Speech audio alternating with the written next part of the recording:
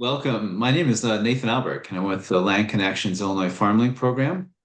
Very happy to welcome you to the third session of the Do More with Your Farmland webinar series. We're so glad that you're here. We hope that you're going to be learning a lot and getting inspired by what you see and hear. The reason we're doing this is for two reasons. One is we've just become aware over the last years that there's a lot of farmland owners who want to do more with their farmland. In 2023, for example, there was this farmland owners conference that was put on by Extension, and it sold out. It literally sold out. They had 160 people attending because so many non-farming landowners wanted to sort of figure out how to do better with their soil, with their land management, have a good relationship with their farmer. And so that's continued to inspire us to see what we can do to add to the movement to help non-farming landowners be able to do what they want to do and achieve their dreams. We also want to let people know that it is possible for a farmer and a landowner to have a really good, productive, fun relationship. The person on the left, Harry Drucker, is a farmland owner in Joe Daviess County. The farmer on the right is Nathan Keister, who is his tenant farmer. They have enjoyed a really great relationship, both in terms of what they're accomplishing on the land, in terms of soil health and integrating livestock into row crops and doing some really cool things, but also just really learning from each other and enjoying each other. And that's something that's also very possible. We want to make people know that that is possible. Before we get too far along, we have a few new people each time in our webinar series. We want to make sure everyone understands how to use Zoom effectively. Bottom left corner is the mute or unmute button. If you have the red line going through the microphone, that means the microphone is not functioning, which is what you want. So if you could put your screen on mute, that would be excellent. The stop video is the second button that will blacken your screen if you have the red diagonal line. That also is good for preserving bandwidth, although we do enjoy seeing people's faces. And the third key button is the chat button, which allows you to, if you press that, a box pops up and you can press in comments or questions, which is a good way for us to know what questions are. So please enter those and we'll be tracking those. And if you do chat about other things, which is fine, please be respectful and compassionate and courteous to other people. We really appreciate that. We are recording this so that we can share that with other people through a YouTube, just so you know that that's gonna be happening. So we always like to start when we can with a few introductions, very simply. So my request to you is to use that chat button and put in there something maybe about where your farm is, and most importantly, what's something about your piece of farmland or land that like not too many people know about. It could be something very simple, like maybe you have sandhill cranes or a fox or badgers, or maybe it's something that happened there. Maybe Abraham Lincoln once walked your land, whatever it might be. Share something fun or interesting about your land that you might like to. As introductions, I'm Nathan Aaberg again with the Land Connections Illinois FarmLink program. I've been passionate for some time about how farmland is treated. Jeannie, do you mind? My colleague Jeannie Jansen is also on the call. Jeannie, do you mind introducing yourself? Yeah, hey everyone. I'm really excited to be here with so many awesome speakers today. And I work with Nathan at Illinois FarmLink and provide advising for farmers and landowners in Northern Illinois. Great. Thank you, Jeannie. So very briefly, the Land Connection is a nonprofit focused on improving our food and farming system so that eaters, farmers, community members, our land and water all are better for it. That's what we're after. We have staff around the state. We do farmer training. We do a farmers market, both in Champaign and Urbana during the year. And then we also make ways for people to access good food and stretch their dollar further so that not only rich people, but anybody can afford good local food. And then our FarmLink program, which is part of what Jeannie and I are part of, is land access. We're about helping farmers and farmland owners around land issues. And we offer free advising, lots of resources and education like this. We also do some direct connecting through our website and through our connections. Again, I want to highlight the advising. It's free. We're happy to help you multiple times, help you figure out your plans and how you're going to find a farmer. Here's the ways that you can connect with us. Definitely recommend that you sign up for some newsletters to hear what's happening. This whole webinar series is built on this roadmap, which is kind of like the framework for how we think it can be really efficient for you as a farmland owner to kind of move your land in the direction you want to move it. There's the preparation, there's the planning. We're going to do more of the planning today. We're going to talk a little bit more about finding the right farmer today. And there's these other steps as well. We think that's a super helpful way of thinking about what you're doing. Today, we're going to feature Drew Carlson of Full Circle Designs, who's going to talk about planning. I'll talk about finding a farmer. Christina's going to talk about her experience of talking and communicating with a variety of farmers.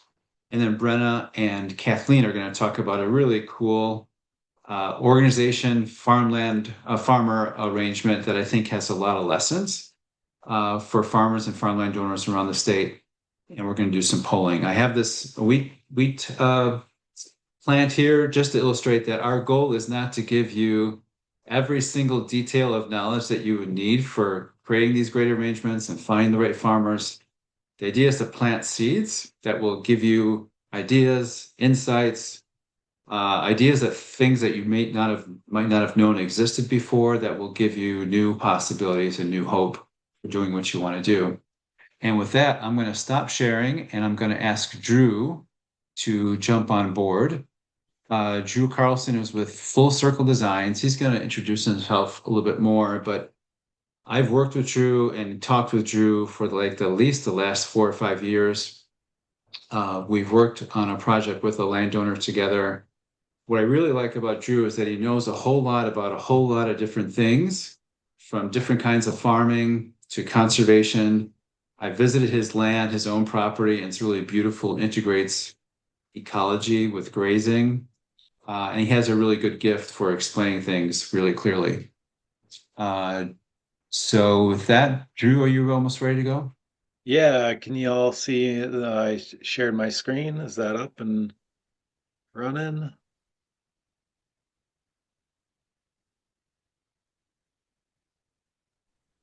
Yes. Okay, excellent. Great. Well, thanks so much, Nathan. Everybody can hear me all right? We're good there too. Thanks so much for that warm introduction. Yeah, so Nathan asked me to come and chat about what it looks like to take your values and the things that you want to do with your land and turn them into plans and into reality. And so I'm going to be talking about that today here. But first, let's see here, a little introduction about myself. So my name is Drew Carlson. I'm located up just north of Madison, about half an hour in a small town called Rio. We're lucky enough to steward 75 acres of land here that's been in my family for 30 years. As you can tell, I don't know if you can see blurred in the background, there are some cattle. So that's what I like to do with my free time, is like as what I tell folks on top of all the other things that I do. Unfortunately, this year we decided not to graze cattle just because of where the cattle prices were. And I recently actually started a new position in addition to my private consultancy with the Savannah Institute, which is an agroforestry centered nonprofit here in the Midwest. And so things are a little bit busy. But I've always been connected with the land. I've always been out and about, walking around, playing in rivers and streams, fishing, hunting, that sort of thing. Then after my early years in my small town, I went to college and got a degree in environmental philosophy and came out with the ability to tell folks how we're, doing things that are, hurting the land and ourselves and everything. But I didn't know how I was actually going to do and make changes on the landscape. And so what that led me to eventually over these past 18 years that I've been involved in this work is helping folks look at their landscape, look at themselves, and help them create a plan for their landscape that is tied directly to their values. And so that's what I'm going to be chatting about here today. Could talk more and more about all the crazy stuff I've done, but I want to move on from there. So, but what I'd like to talk about first is this idea of building your context. And so, what I mean by context are things like, what does the land mean to you and or your family? Is this land a source of income? Are you interested in conservation or regenerative practices? Is there a legacy component? Or maybe it's a little bit of all three of those things. And then another good thing to think about with this are you the owner that's leasing the land to an operator?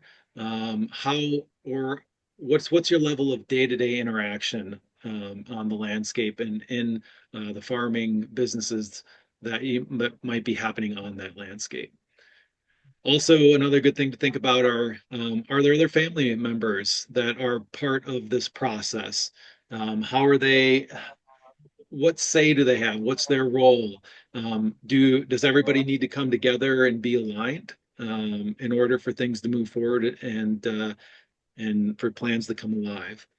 And then another good thing to think about is what resources do you have? And by resources, I mean a broad scale of things. We're talking about money, how much time. I think time is a really important one that we sometimes overlook or we underestimate. And so really thinking about your time in terms of your involvement on the landscape, if you're a day-to-day involved with it, or if it's, coming in on the weekends, checking in on the landscape, that sort of thing. I really think it's a great idea to spend some time thinking about your time and being realistic. Also, another resource is experience. Do you have some sort of life experience that can play a role in this? And this doesn't just need to be farming. It can be business and your background in business, or it can be your background in education or communication. So just because you might not have a skill set that is directly tied to farming doesn't mean it can't be a resource for you. And then maybe you have some knowledge, right? So that knowledge can come in multiple forms, can come in intellectual from reading, that sort of thing, and it can also come from your experiences as well.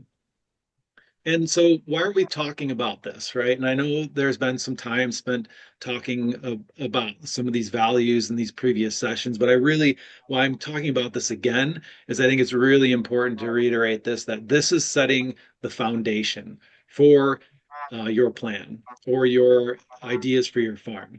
If it's not rooted in values, we can run into issues sometimes. Plans can drift.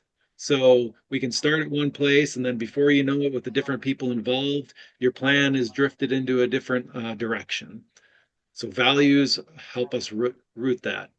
And so your values can also help you define the farmer or land manager that you might be looking for.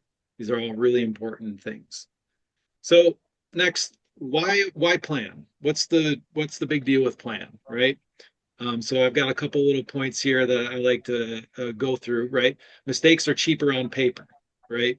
So this making a plan or a design, whether it's digital or actually hard copy on written down, it's easier to make some mistakes on paper than on the ground. It allows us to start think through the sequencing of things, the order of things that when we're looking at design, the order of things that are implemented on the ground, whether that's water resources, fencing, crop field plans, that sort of thing. And this allows us to think about sequencing, and it can save us money. Plans are also great because they can unlock funding sources, whether that's federal, state, or county level funds, or even private funds as well. Having a good plan can show those funders that you have thought about things. You have a plan, it's rooted in values, you have a direction that you're going in. And a plan is great because it allows us to create one vision that aligns everyone involved, whether that's family members, land operators, consultants, state or county or federal representatives. It allows everybody to come together and see this one vision. And then the land outlives us, right? We're here temporarily. And So putting together a good plan allows that plan the things that are done on the landscape to have a history so that people can take a look back and review them. And it allows that slice of land to continue on even after we're gone. So one of the things that I like to lay out for folks is this idea of, how intense or how deep does your plan need to go? I like to break it out into kind of three different categories. So here I have a walkabout consult, which is usually a lower cost option for folks. It's a great starting point. Then I have this, I'll be talking about this idea of a concept plan, which is not a full detailed design, but it allows us to break out your property or your farm fields, your different components of your landscape into chunks and start focusing on those areas. And that's usually, middle of the road cost. And then a full detailed design. What I mean by this is a full detailed design is you have mapping, you have everything scaled out, you have a plan involves an implementation timeline, the people involved, everything is detailed out. And while these can be very, very useful and sometimes required for certain funding components, what I've realized over time is that there is one constant, and that's change. And the more you interact with your landscape and the folks involved, things are going to change. You can design things out perfectly in your mind or on paper, even after walking on the landscape. But then once you start digging in the ground, oh my gosh, we didn't see what was in the ground, right? Or once you start looking in really closely into different ecosystems in your site, things change. Oh, there's a really cool endangered species that we have on our property that we need to think about. Okay. And so let's kind of go into a little bit more of some details. So some folks, like I was saying, a really great starting point, and some folks are go-getters and they like to be active and involved. That sometimes a walkabout consult is what they need to get going and start making some of these decisions. What I like about walkabout consults, they're usually lower cost. It allows you to tap into the different resources that are available to you, whether it's federal, state, local, or private consultants. It's fun. It gets you out onto the landscape. You get to interact with things. Like, for instance, this was during one of my walkabouts with a client of mine in Illinois, and we were kind of doing some surveying and looking and seeing what was hidden in the brush. And so we got to use them kind of work through things. And I really like walkabout consults because they're interactive, they're fun. It gives you an opportunity to ask lots of questions and take notes. And then the next layer is the concept design. And I really think the concept design is, in my opinion, kind of like the sweet spot. It's kind of like in a middle cost ground. What it does is it allows you to break up your property into chunks that you can work on.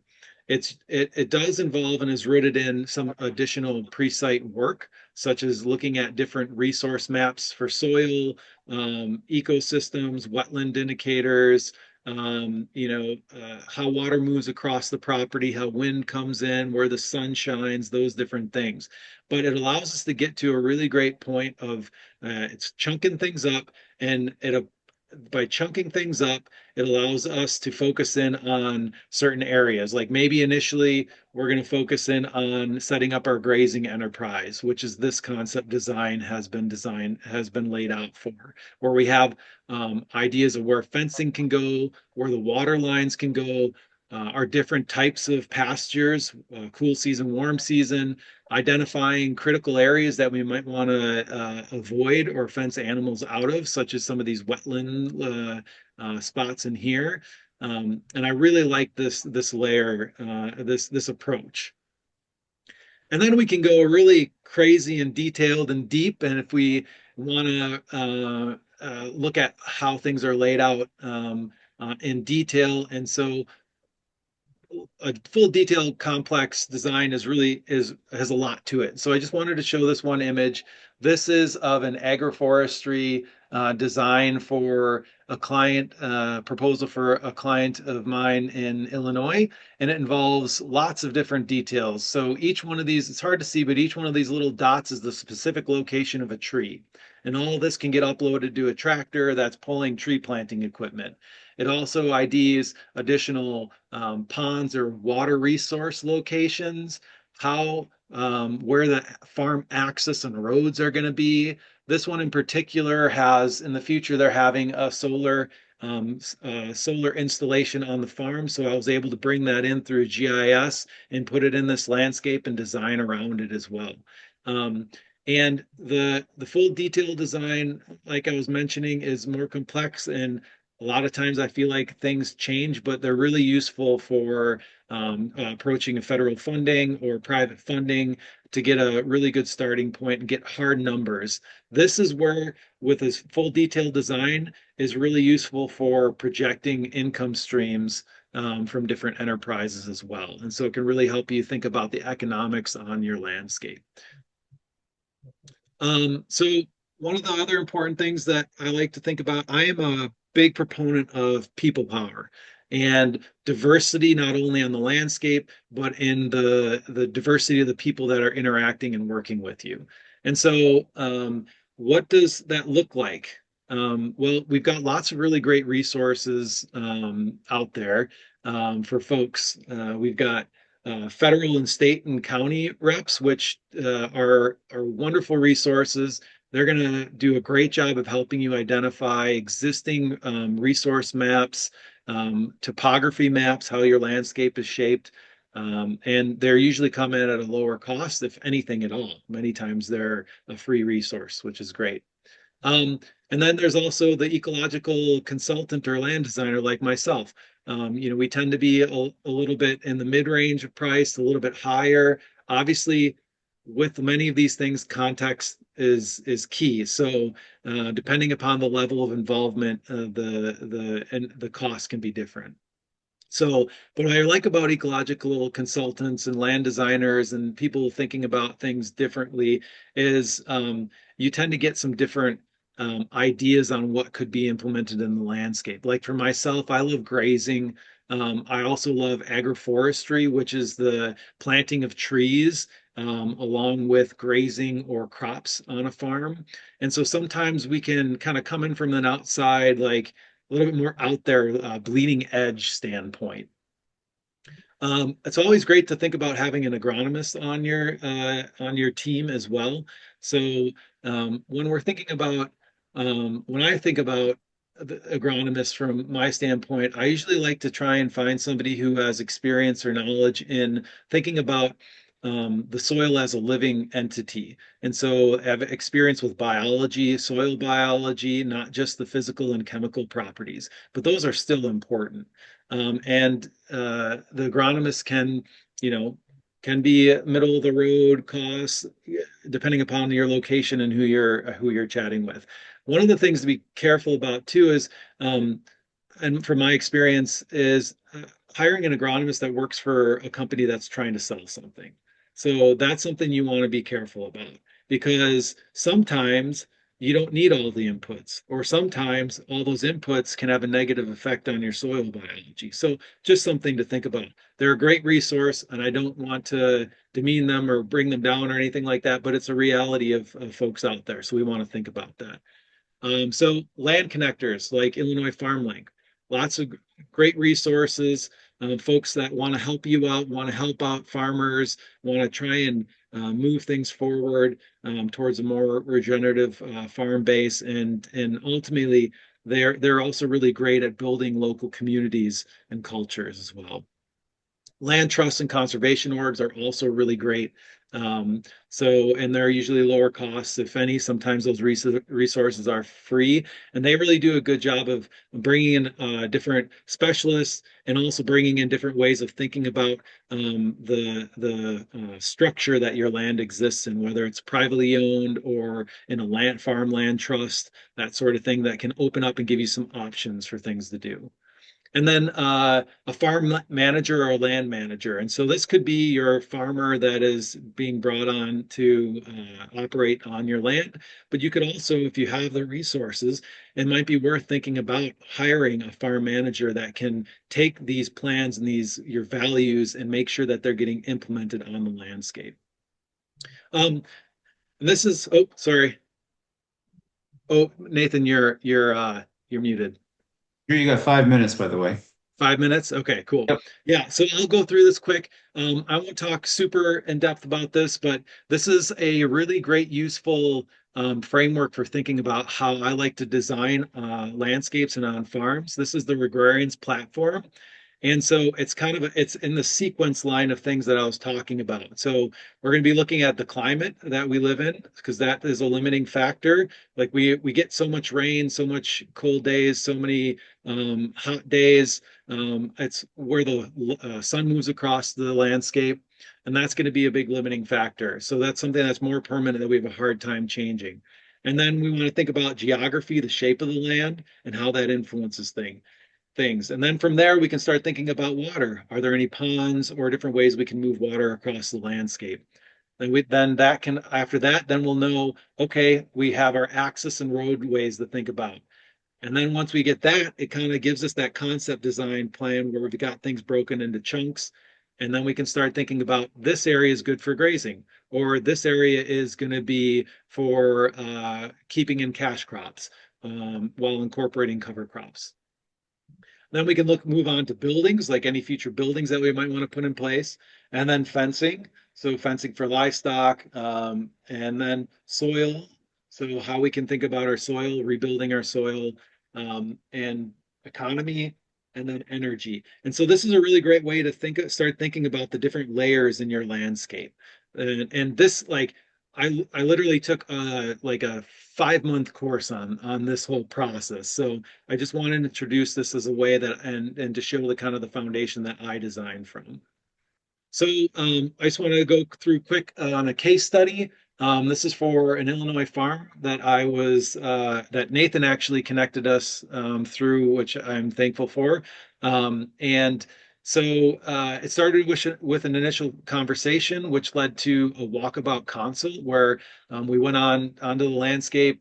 I got to see and experience the different farm fields, talk with them about their process and what their why, what I like to call their why. Why are they wanting to look at doing things differently farm-wise on their landscape? So, so as you can see, this is a unique site. It has tillable acres that were previously in corn and soy, but in the distance, it's harder to see. There's lots of rich ecological habitat with oak woodland, really cool ephemeral wetland areas in that woodland as well. So after that, we decided that a good process to move forward was for me to complete a site analysis. And so what a site analysis involves is looking at all these different available layers and resources that we might be able to get from the federal or state or county level. And so there's lots of examples of this. This can be soil maps. This can be history. One of the things I love is the old aerial history photos from way back in the 30s and 60s and 70s. They can tell the story of the land. I put this one up. This is a wetlands and a national wetland inventory. So we have some different elements there, and it helps us identify the site analysis helps us see what's already there and use that to frame our designing moving forward. And then from that, we hosted one of my favorite processes, which is an on-site planning and visioning meeting, where we brought together multiple stakeholders and those team members that I was talking about, myself as the land designer. We had a grazing and agroforestry specialist. We had a local county ecologist involved, and Nathan was there as well. And so we use this as an opportunity to look and develop the values, this family's why, and start thinking about what that looks like on the landscape and exploring different ideas. And then from there, we developed this concept design that pulled from the values. It allowed us to get a starting point to start the process of getting some of these things implemented. And so they were doing this primarily for building the ecology back on the landscape. And so we decided that a grazing operation, working with a local farmer, was a good opportunity. And so I identified not just cool season pastures, which tend to be non-native cool season grasses, but also where we could put in warm season prairie pasture to be grazed as well and as an ecological resource. And then looking at different areas as well. Is that 1 minute, Nathan? Okay, 1 minute. cool. And so does a great job. It allows us to think about how things move and go throughout the landscape. But one of the big things to take away is just this idea of it allows us to chunk things up and pick and start choosing implementation from there. Simple lessons learned. I'll roll through these quick, right? So understand your personal context and the land context. That's what I was talking about before. Hopefully the goal is that we marry the two. So identify your general contractor, whether it's yourself or whether it's maybe somebody like me who's coming in and is the land planner who can work with the different entities involved and the people involved. Land design is easy. The people design is the complex part. And that's the part that unfortunately doesn't get addressed enough, in my opinion. And so that's why I've switched some of my planning to incorporate more of that. The only constant is change. Things are always changing, right? So be flexible, be willing to change. Map your resources, the physical, the interpersonal, organizational. If you can create a map of all the different elements on your landscape, the people involved, and the different organizations you can pull from is great. And then get yourself a win early on, whether that's something simple like transitioning and using some cover crops, or whether it's getting this concept design started or a visioning session started. It's really important to get yourself a win early on. All right. I think that's it. That was a lot in a little bit of time, but Yeah. Thanks so much, Drew. Unfortunately, we're gonna have to save questions. Actually, Drew's gonna have to leave, I think. But Drew, while I'm sharing mine, can you say something for someone who, let's say, 98% of their land is just the field? yeah. Like, how would you suggest them thinking about planning just the farmland itself? Yeah, I think an important part of that is to kind of understand even if it's just the fields, the different soil types within the fields and some of the landscape and the ecology around, and then start thinking about how there are some little simple things that you can do to bring in and building in some of that biodiversity, whether it's through doing some simple cover crop mixes or looking at some marginal areas, maybe along wetland areas and doing some planting in some riparian buffers or like prairie strips, just some really simple wins that you can get yourself and try. And also, you don't need to go whole hog in right away. You can take a little section and do a test strip. And that's really great for if you are having issues finding a farmer who is willing to do some of try these new things, right? And so taking off a little chunk and chewing on that first is always a great move. So Wonderful. Drew, thank you so much. Thanks for being yeah, part of this. Thank thank you. you. And then can people, if we share your email, people can reach out to you directly? Absolutely. Absolutely. Happy to chat. Okay. Cool. I've All got right. to run. Thank you so much, everybody. All right. Thanks a lot, Drew. Bye. All right. Next, we're going to move to, let's suppose you get your plan and you want to find a farmer that's going to help you implement your plan. So this presentation is built on over like 8 or 9 years of experience of us working with farmers and landowners and how they find each other. So we're just going to share what we have based on that experience. So we've already covered that by the time you get to the point of looking for a farmer, ideally, you've thought about your values and your goals for your land, like Drew talked about. You have a pretty good understanding of your land and what it's useful for or what its limitations are. You know its ecology, you know its history. That's all good stuff to know when you're talking to a farmer so that you can give them a really clear idea of what the situation is. You also know your practical needs, your time and your money. Some people have money that they can invest further in infrastructure to help their farmer, and some people are in a situation where they just need that rental income to get by. So you kind of just need to know where you are. And then, as Drew just talked about, you have some kind of plan, some kind of direction that you want to go in. One of the things I really want to emphasize is that you shouldn't automatically assume that your current tenant can't be the person to help you advance your goals. The more new and progressive and regenerative they are, that may be challenging. But we think there's a lot of reasons why, for many people, it makes sense to talk with your current tenant and say, this is the direction I'm going in. We're going to go in. Is this something you want to be part of? Could we maybe do something incrementally that would work for you? In many cases, farmers have a lot of money put into their equipment for their current system, and they just can't change, or they're not comfortable changing because farming is a risky thing. With farming, you get one shot, one growing season. And if you don't succeed, that means you've lost that year in terms of your income for your family. So there's a lot of pressure on farmers. But again, there's also a community benefit to sort of saying to the farmer, at least trying to have that conversation, because then the word in the coffee shop is, hey, they at least they talked to me before they made this change. So it's really important to think about the kind of farmer you're looking for before you start going out there. So you have kind of like a criteria. One of the basic things to look for is experience and knowledge. Obviously, the more experience and knowledge they have, the better. What are the current practices and operations? If you're going to ask someone to do something they've never done before, that's something to be aware of.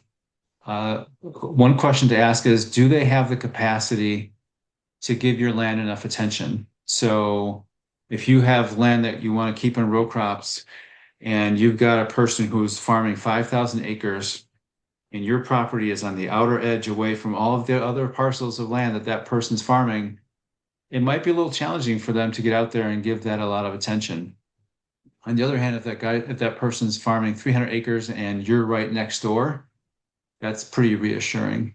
Some of these other things I think are clear. Common values are really important. If you want to do something that's not what everyone else is doing, then you want someone who's on the same page with you. And it helps if they're curious and adaptable. Again, as Drew was saying, the land changes. The land may be surprising. Each year is different in terms of rainfall. Having a curious and adaptable farmer who's not upset when something doesn't go according to plan A is really a plus. So how do you search? We have some ideas and tips. We definitely encourage people to use and build networks. We've seen a lot of people make connections with the right farmer or the right landowner through networks of people, like one person knows another person. There's also virtual and real bulletin boards. So the real bulletin boards are like at the seed shop or even at gas stations, kind of real basic stuff, but also virtual stuff, social media, listservs, getting the word out there a lot of ways. One thing I recommend landowners to think about is the social media that you use might not be the social media that farmers use. So think carefully, get some advice from other people about where farmers might go to find those opportunities. In-person gatherings, virtual gatherings are really helpful, conferences in particular. Tap organizations who are ready to help. If you're not in the farm world every month, someone else probably knows a lot more about where to go and can help you. Make it about that. Above all, I would really encourage you to use multiple outreach methods over time. And don't expect that something to work right away. Try talking to people and networking with people. Try social media. Try working with other organizations who do this. The more things you try, the more you increase your odds. Here's an example of someone using Craigslist, of all things.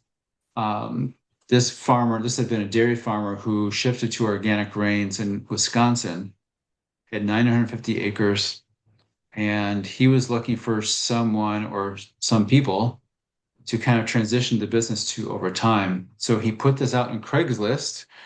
And what I find interesting about this ad is several things. Number one, it makes clear about what the opportunity is.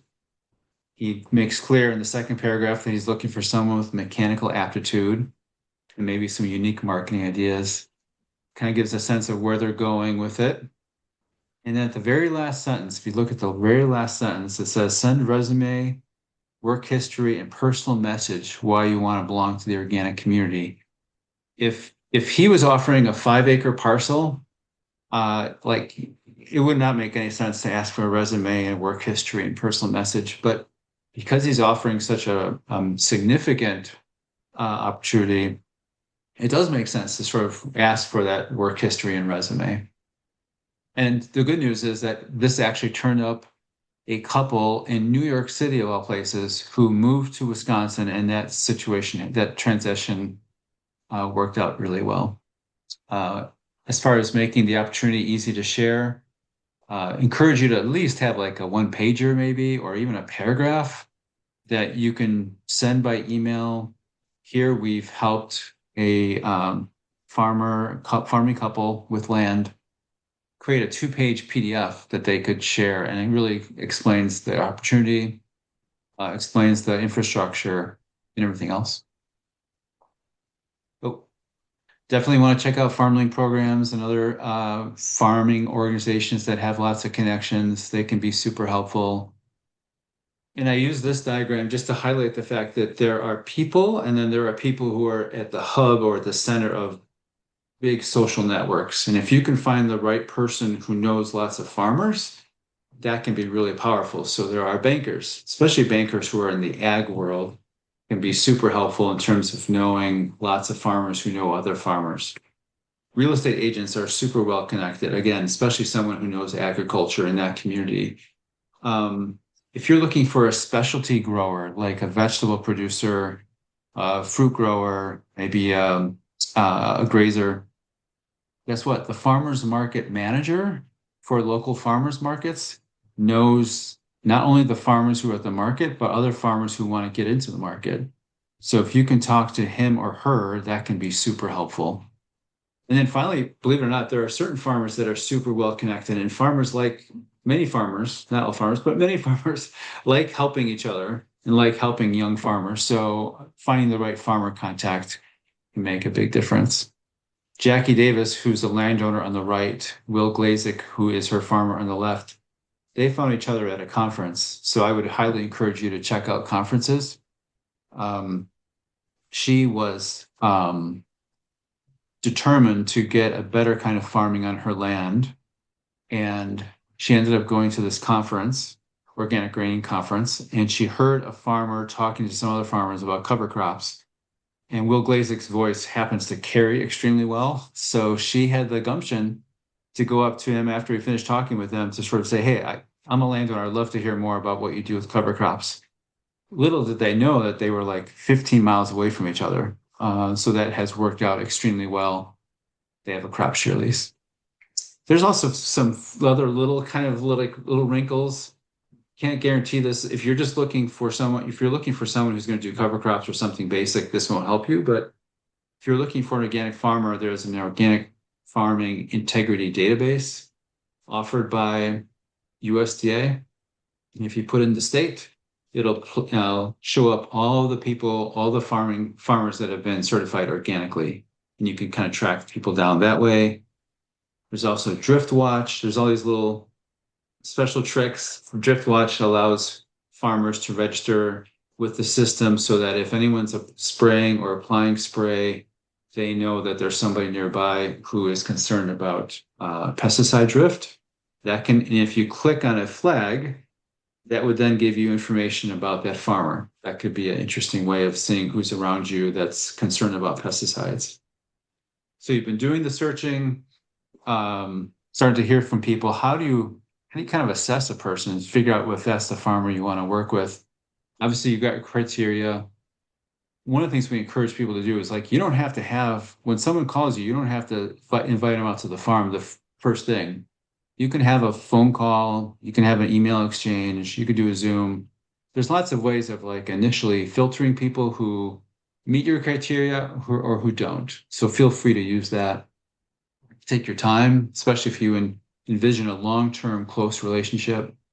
Help sometimes to have a facilitator like Illinois FarmLink or a friend or someone else who knows a lot. Ask good questions. And by the way, if they don't ask good questions of you, that's not a good thing. Ask good questions and visit their farm. I also encourage people to think about framing. This is a super small thing, but I think it sometimes helps. So if you have a farmer visit and they seem kind of like possibly a good choice, but you're not sure, it's really helpful to be able to say, for example, I'm going to be talking to different farmers between now and August. August, I'm going to make a decision and we're going to work out a lease for next year. So if you have like this process, even a basic one that you can explain, it takes the pressure off of making immediate decisions. And here's the last thing that we sometimes see, that's sometimes an issue. It's really important to kind of understand your odds of finding that farmer that really will be a good match for you. And so one thing to consider is your opportunity, like how attractive is it to a farmer? And are they going to want to sort of come to you and pursue it? And part of that is just the farm in terms of the amount of acres, the soil type, that kind of stuff. It may be like, are you willing to offer a longer term arrangement? That's very attractive to farmers, different things like that. The other factor is if you're looking for a very specific kind of farming that there aren't that many of in that area, that reduces your odds. In some cases, you may have an opportunity that's so good that someone would be willing to move. But if they're not willing to, if people aren't willing to move, then you have to figure out, are you within the radius of where a farmer is operating? And you may need to adjust your expectations. I have a little diagram. I tried to put together this diagram. And essentially on the x-axis along here, kind of goes from very conventional all the way to regenerative, which is where you're building soil biology, integrating maybe trees and cattle. And the y-axis is the number of farmers that are available who would fit that criteria. As you go from more conventional and more like popular mainstream types of farming to less mainstream, you start getting fewer and fewer farmers that are in that pool.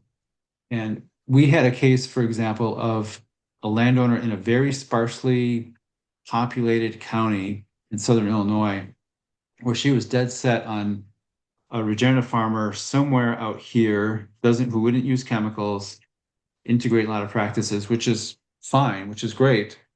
But she was in such an obscure county, not obscure, a sparsely populated county, that she couldn't find anyone in the county. There was a farmer who was willing to come, but they weren't quite as like pure as what she wanted. They were more like in this space, maybe down in here, but they were ready to move from a different state. But she was not willing to make that compromise to her principles, which ended up essentially nixing the deal, and she didn't have any replacement farmer to help her out. With that, I'm going to close this up. We have just a lot of things to get done, but I hope that's helpful. Can you in the chat, can you give a thumbs up if this was helpful or you learned one thing? I would love to hear that. We are kind of on a tight schedule, so I'm going to, is there a question of any kind? Oh, and interesting. I would add local small town attorneys. That's a great point. Attorneys are great hubs, great places for information. So I apologize. Sometimes I wish we were all in person. We could just have so much more conversation. I just hope this has been helpful. Next, we're going to move on to Christina Foster. And as she loads her presentation, I just want to say I've known Chris, I don't know, 10 years? I'm not sure how long it's been. I'm just so filled with a lot of admiration for Chris and what she has done with her family's farm, who she inherited. And she's had a kind of a regenerative dream. She's been tenacious and learned a whole lot and has now used her experience to help other people. And one of the experiences she has is working and talking with and communicating with a lot of different farmers. And so that's what she's going to talk about today. Chris, thanks so much. Oh, happy to be here. Good afternoon, everyone. I have so many connection points with both Drew and Nathan's presentations. Unfortunately, we won't be able to make all of those, but I think you're going to hear some very common themes as I share a little bit about my experiences. So again, my name is Chris Foster, and I am a sixth-generation landowner here on this farm. I'm also a beginning farmer. I'm here today because I want to share a little bit about working with 4 different farmers that I've worked with over the last 7.5 years. 2 were renting from my dad before he passed, and 2 are farmers that I've invited to work here. I really do believe that relationship building and communication is critically important in working with others, especially when you want to farm in ecological ways or ways that aren't necessarily the norm in your area. But before we get into that, I want to share a little bit about my land story or my context so that you understand kind of where I'm coming from. So I am located about 45 miles west of Chicago, west of a town called Sugar Grove. The farm was once much bigger. We lost a lot of it to the Aurora Airport in the 90s. So I'm on a remaining 34.5 acres, and my aunt owns another 13 acres that are adjacent. As you can see, we're right on the edge of urban sprawl. If we take a little closer look here, you'll see that there's light industry, a subdivision, and a golf course around us. And as you might imagine, this location and farm size, quite honestly, brings its own challenges in terms of finding someone else who might want to farm here. So this image is about 10 years old, but it gives you a sense of the farm. We started doing a little bit on our own in terms of a more ecological way of farming, but there's still about 22 acres that is in conventional agriculture, and we have someone else here farming that. So just as Drew described, I believe in planning. So after I inherited the farm, I worked with a different permaculture group to figure out how I could farm more ecologically here. You know, restoring the health, increasing biodiversity, mitigating for climate change. You know, while we're growing healthy food for people, it's done in ways that are good for the land was really part of my driving goals. My values for ecology, my personal experience with resolving some health issues with food as medicine, as well as a desire to be able to sustain the farm so that my son could possibly carry it on someday, were all really important motivations for me. So here's a concept map, like Drew described, of kind of what could be here, really based on understanding the land, but also kind of merging some of my hopes and dreams. I also have a much more detailed plan like Drew talked about. So I know you can't read it, but it has something that, you know, pun intended, it really has laid the groundwork for how I interact with some of the farmers that I'm currently working with. So let's turn to the farmers. Okay, so there are 2 farmers. One was more of an industrial farmer, and one was a seed researcher who my dad was renting to when he passed. So I worked with each of them for about 2 years while we were still settling the estate. They were this tractor kind of represents the kind of agriculture that they stood for, you know, really big kind of industrial farming. I terminated the relationship with both of these people as soon as I inherited the farm because I was really clear again about my goals and values. Neither were really interested in conservation. They were both heavy chemical users. There were some other reasons as well. But I was really clear that this wasn't going to be the way I wanted to proceed. So I had very amicable relationships with both of them, and I appreciated the respect they had from my dad. But I did also have limited interactions with them, mostly because I was very busy trying to figure out what I could do with the farm as we were trying to settle the estate. When I did end these arrangements, I met with the industrial farmer by phone, actually, because he was out of town, and the seed researcher in person. I, of course, thanked each of them for, the time that they had been here. And, just explained that I had different plans for the farm. I don't think either one were really surprised because they knew how I felt about the chemicals and coated seeds and all of that. For the industrial farmer and the other, I think it really was just kind of a business transaction call. The industrial farmer said, hey, you're the landowner now, you get to decide who farms here. So I appreciated that. I think you said it, honestly and sincerely. And while the other neighbor tried to renegotiate, I respectfully declined and said, well, I've got some plans, thanks. So that left me with some land that needed to be tended to. So the next farmer that I worked with was actually a father and son team, also conventional, but we're really operating more at the scale that my father did. So I was more familiar with them. They didn't also do much with conservation, but I felt it was going to be a better fit than the previous farmers because I thought I could work with them better and more closely. Again, while there are organic and regenerative farmers in Kane County, I haven't found anyone that's close enough to be able to farm here. So making this work was really important to me for a number of reasons. I think some of the things that I have learned in working with them is to, again, communicate early and often. I was very clear with them from the very beginning about my intentions to eventually transition the farm. I wasn't sure how long it was going to take me to be ready for that, so I didn't know how long it was going to be available for them to rent. But they were okay with it, and we just continued to talk about it as my plans advanced. They also knew that I was very clear about wanting to farm in more ecological ways. So I knew that was a big ask of them because they really didn't know how to do it in another way. But we kept having the conversations. So one of the things I also learned is to agree to disagree. I find that it's not very helpful to try to convince someone of doing things a different way. It actually can lead to more resistance. So instead, focusing on some shared goals and little steps that can be done that work for both parties is the way to go. And that's really what worked for us. But the other part of that is really being empathetic, patient, and being willing to compromise through the transition steps. It's really hard, as Nathan said, to make changes overnight based on equipment, based on know-how, and other things.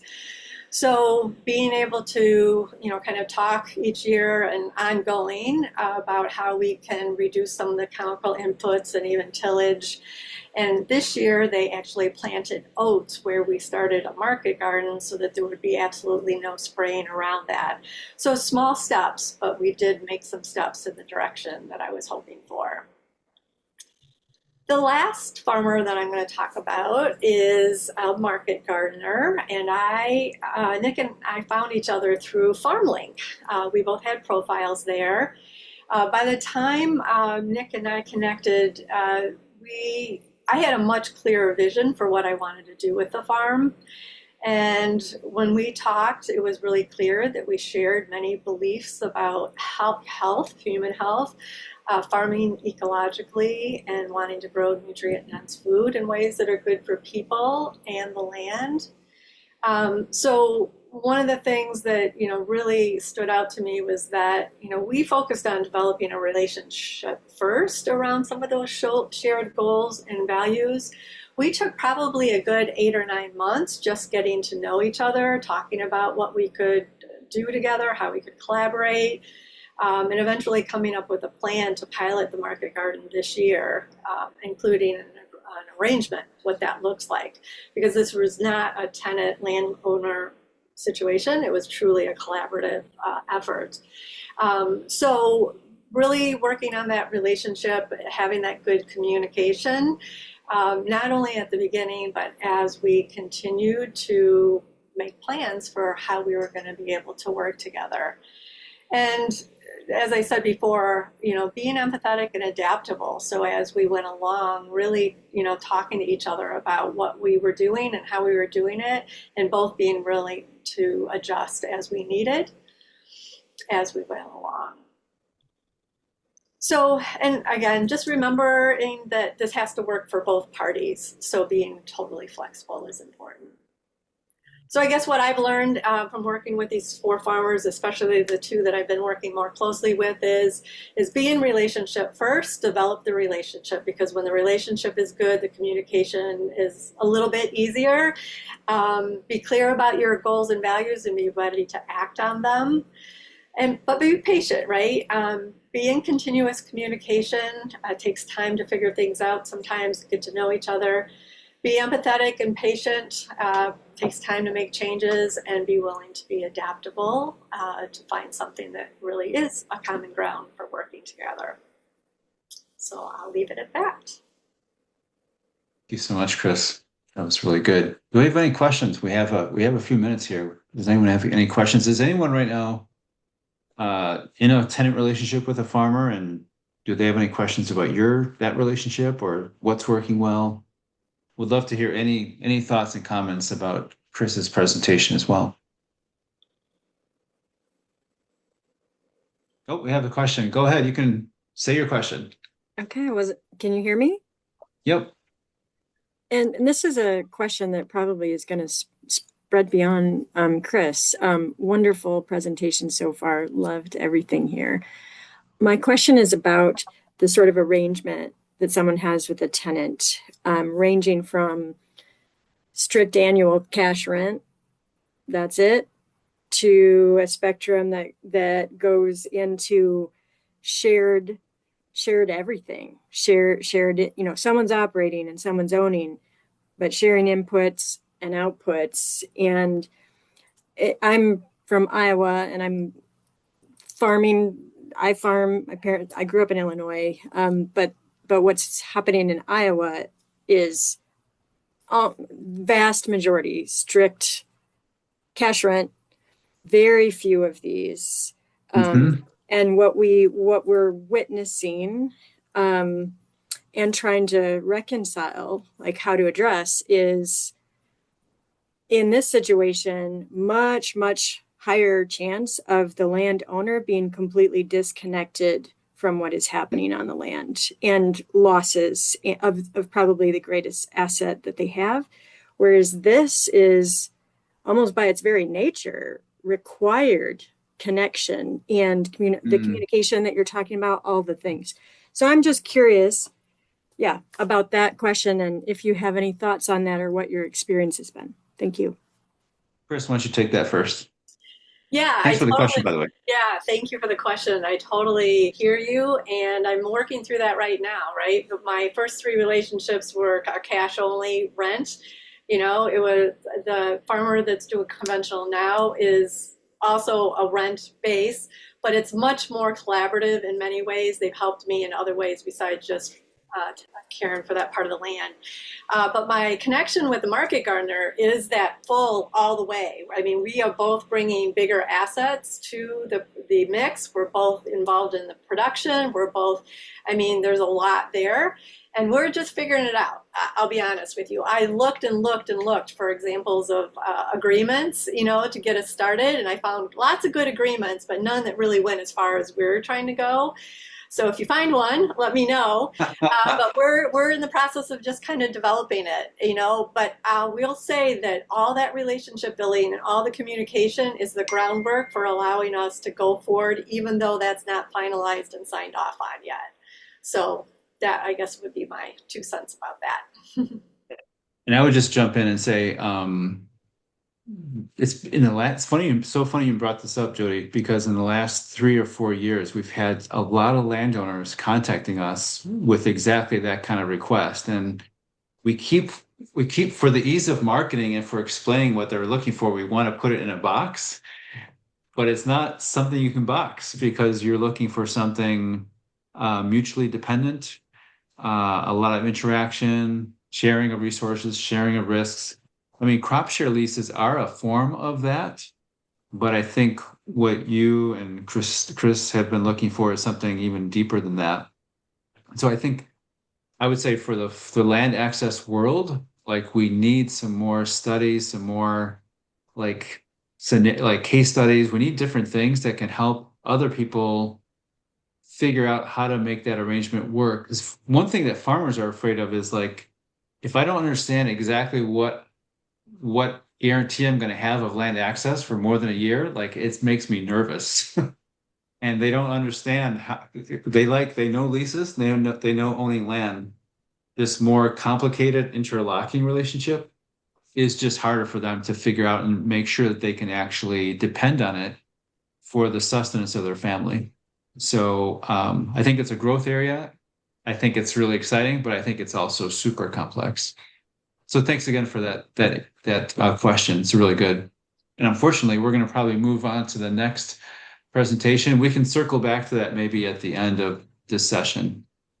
Brenna, do you want to load? And while Brenna is loading, one of the things we're trying to do with the series is share some different stories of farmer landowner connections that have worked and that are sort of inspiring. This is one of those very inspiring examples. We have Brenna Ness from the McHenry County Conservation District, an organization, not a family, but the principles still apply in every way. And McHenry County Conservation District and Brenna have been super innovative in thinking about how they manage thousands of acres of farmland that they own and have done remarkable things. Kathleen Reuter is the owner of Reuter Bison. I've known her and her son Matt for some time. Really, really appreciate their philosophy of how they do things and why they do it. So grateful that you would share your story. Thanks, Nathan.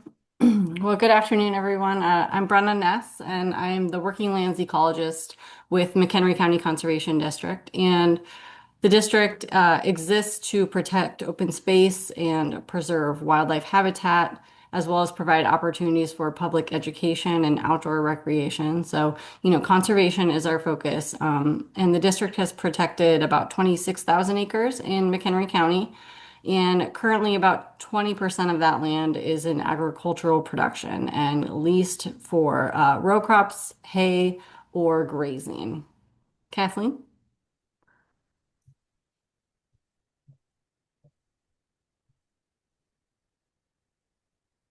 Now, can you hear me? Yes. Okay. Good afternoon, and thanks for having me. I am Kathleen Reuter, and I and my family own Reuter Bison. We currently lease pasture land from McHenry County Conservation District, and I am also a landowner in Douglas County, and I lease land in Douglas County to a beginning rancher, Ironhide Bison. So I'm kind of looking at this from both sides, but I'm here today as the one leasing. So you want me to go ahead? Yep. So our operation actually began in 2011 when my late husband and I purchased a reclaimed coal mine in Douglas County, Illinois. Our goals were to promote the return of the bison by providing sustainably grown meat, but we also wanted to promote prairie restoration and the ecosystem being restored. Our business went really well, and within a few years, we found that we needed to expand. Well, finding suitable pasture land in this part of Illinois is a real challenge. The land surrounding our ranch is in cropland, and so it was much too expensive to purchase for pastures. The inability to find suitable pasture land, the cost of purchasing the land, and the cost to develop infrastructure made expansion very difficult. We did try leasing some land in our area from a out-of-state non-rancher, and this was also a very frustrating experience. We did learn, though, that specific terms and responsibilities had not been addressed in the lease. And so that's where the conflict arose over infrastructure, repairs, and access to the property. So this lease was terminated, and that led us to McHenry County. And so, our story starts in 2019 when we had a long-term cattle producer who decided to retire. And so that created an opportunity for us to pursue an alternative arrangement and consider a different management strategy. And the district, being a conservation organization, we had really wanted to introduce bison as a grassland management tool for a really long time. And so we wanted to go in that direction. We advertised a request for proposals because we're a government organization. But ultimately, we had a hard time finding a bison producer in McHenry County. And so thankfully, we received help from the Farmland Access Initiative that is now known as Illinois FarmLink, and we're lucky to learn about Rooter Bison, and that they were looking to expand their bison operation. And also their values aligned really well with ours. So we established a conservation grazing lease with Rooter Bison at our Pleasant Valley Conservation Area in 2021.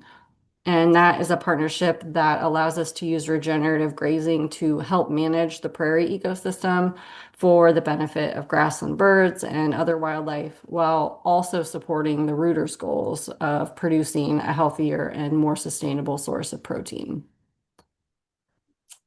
Yeah, Oh. so we did spend about 2 months negotiating this lease that wound up to be approximately 19 pages long. We asked for a long-term lease of 15 years because we wanted to ensure the ability to expand our operation. We invested infrastructure in it, and we wanted to make sure we realized some profit from that. We have had to amend the lease just once, but items addressed in the lease were not limited to, but they included the lease fees, utility, maintenance, the duration, who'd provide insurance, right away to the property, and how much our organization, Rooter Bison, would engage with McHenry County District's board, with their staff, and also with the neighbors to the ranch that we want to keep real happy and allay any of their fears. This herd is meant to be a non-breeding herd. Although we've had a few surprises, the animals were meant for harvest and are on the property for about 1.5 to 2 years. We've made some repairs and modification to the barn, and we did purchase a portable corral system so that it can be moved if needed. Yeah, so I apologize for this slide. It's not pretty to look at, but I wanted to give some examples of this lease that we spent a lot of time negotiating, because the terms of the lease were really important. Because the Rooters did ask for a 15-year lease, which is really longer than anything we have accommodated. So we wanted to kind of get things right.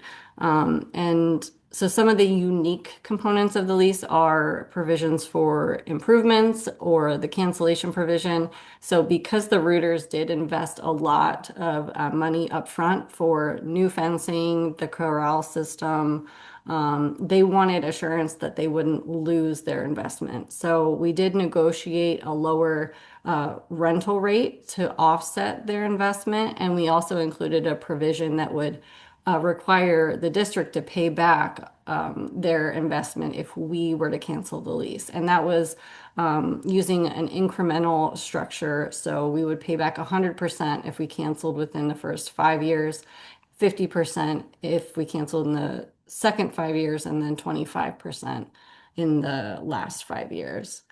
And then, the Rooters are responsible for the care and management of the herd, but they work with us to meet our ecological goals.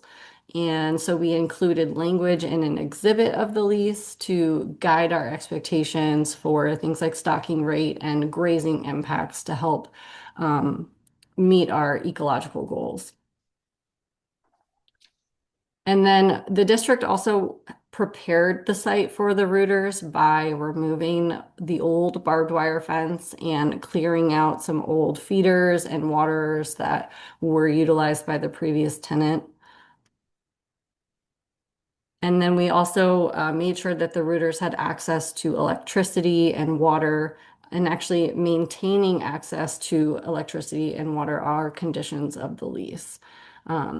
when we transitioned from the cattle producer to preparing the site for the rooters, we didn't really know where the existing water lines were or whether they were all functional. And so we ended up just installing a new water line so that we could have that peace of mind and know it would be reliable and functional.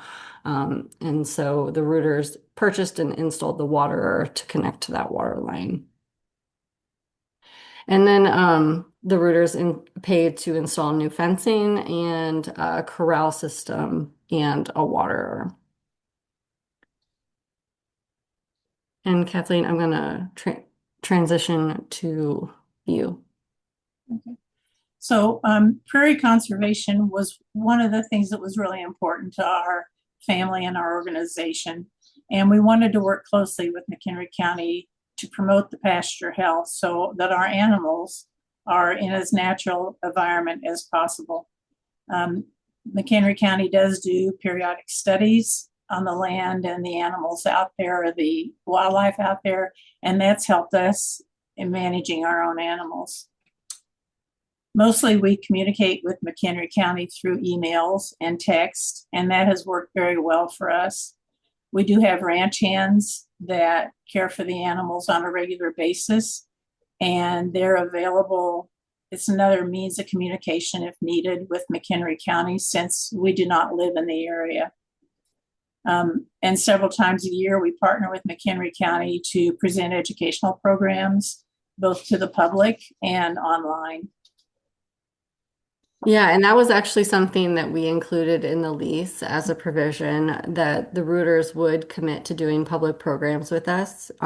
As I mentioned in the beginning, we are a public agency and public education is a key tenet of our mission. And so being able to offer public programs was important to us, and we knew there would be a lot of public interest in the bison as well. So we didn't want to leave it to chance that the rooters would be unwilling to work with us in that context. And so we did include it in the lease, but we also felt they had a really unique perspective as, the producer and the operator that we couldn't really bring to the table. So it's been a really great partnership. Very good. Okay, so the benefits of bison on the prairie. Bison have evolved with the prairie ecosystem. They've evolved with it, and they're a keystone species of this ecosystem. Their hooves break up the soil. Their urine and dung fertilize the soil, and their fur and droppings will distribute seeds. The coat shed also provides nesting material for smaller animals. It's kind of hard to see, but the little eggs are nestled down in some bison fur in there. Their wallows, bison love to scratch their backs. They can't lay on their backs, so they create wallows and they will disrupt the soil in those areas, and that increases landscape heterogeny.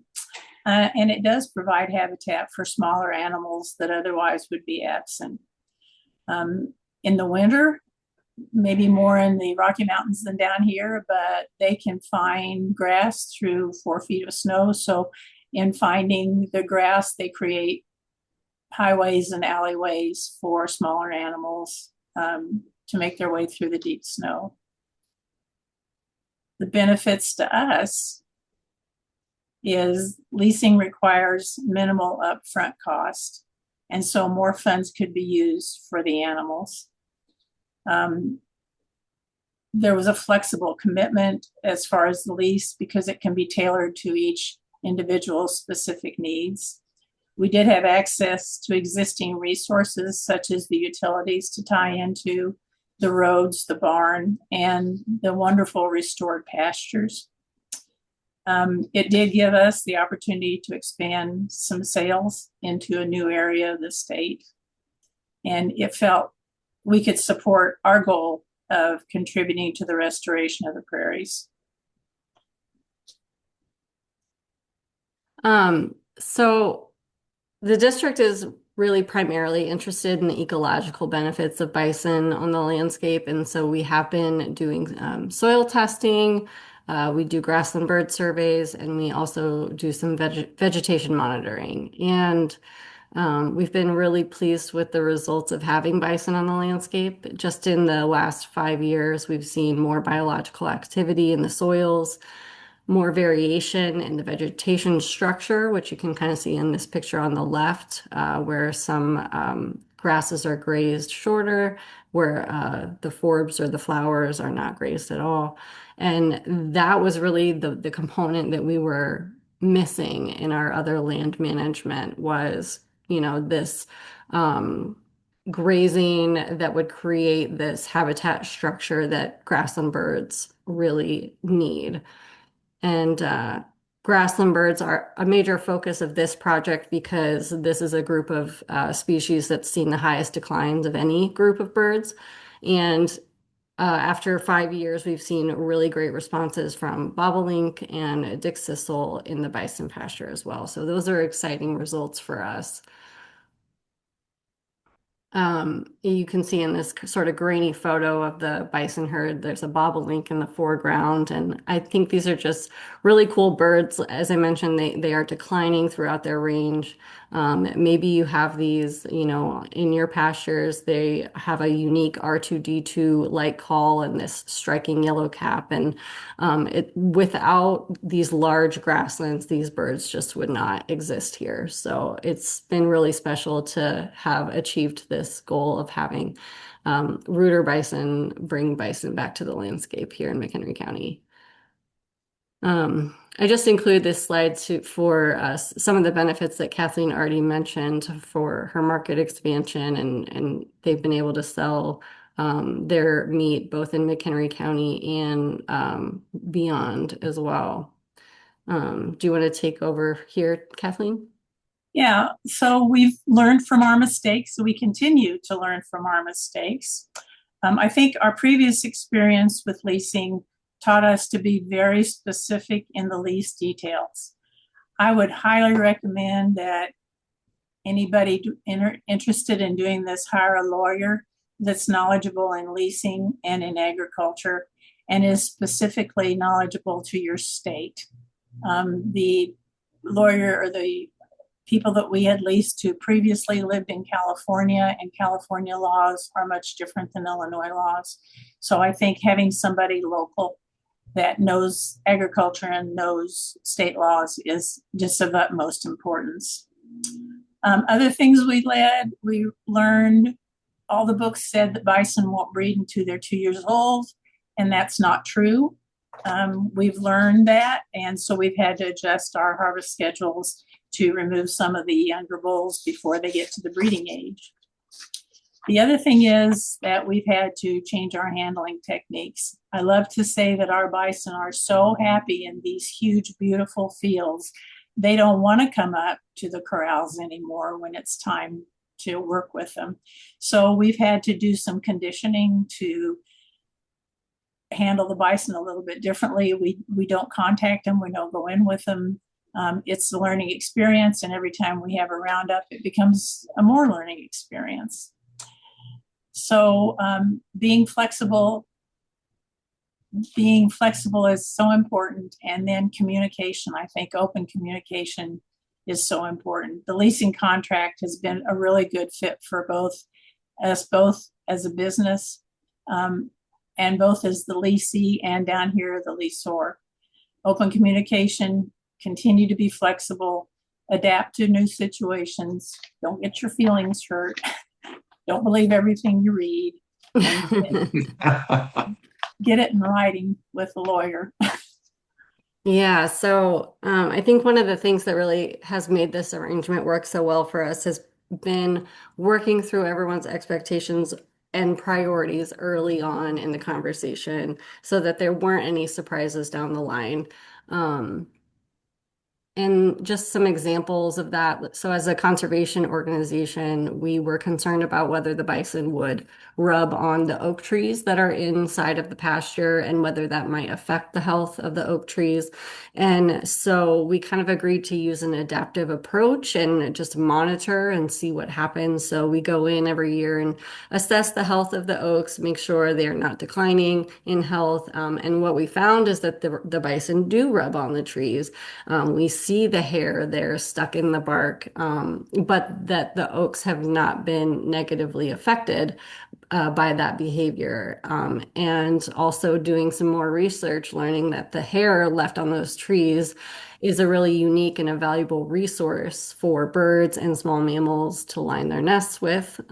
We did have a backup plan in case this became an issue, potentially providing alternative objects in the pasture that the bison can rub against if necessary. So, we were flexible, adaptive in that sense. We've also had to be flexible and adaptive to unexpected circumstances. So Kathleen talked about the breeding herd issue. Initially we said we don't want the breeding animals because we were concerned about antagonistic behavior in the herd that could create unsafe or unpredictable situations. And if we're going to have, public programs here, we don't want to be surprised. But we really haven't seen that type of behavior that we were so concerned about. And having the calves in the herd has been a really big draw. And of course, they're cute and fun to watch. So.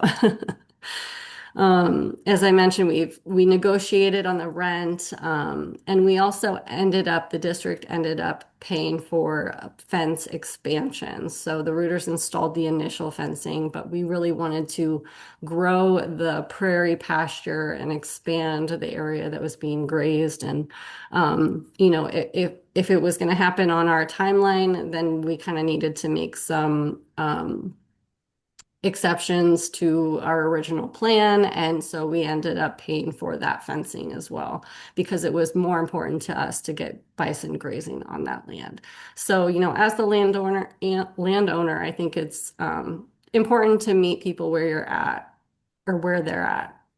Our staff have helped out with roundups on occasion. So it's been really helpful for the rooters to be responsible for the herd health and management, so we can focus on our other priorities, but it's a working relationship and we help each other out where we can. And we've both benefited from the partnership. So I think identifying your goals, each of your goals early on for the partnership, and then working together to achieve those goals has been kind of the biggest lesson for us. So that's all we have for you. And thank you for inviting us to share our story. Brennan and Kathleen, thank you so much. That was really, really useful and enjoyable too. Do we have any questions for Kathleen and Brenna or Christina or myself? We are almost at closing time, but would love to hear any questions that you might have. While we're waiting, Kathleen, you had mentioned a somewhat negative experience with the out-of-state owner. Can you share a specific story where I was like, boy, this just ground your gears?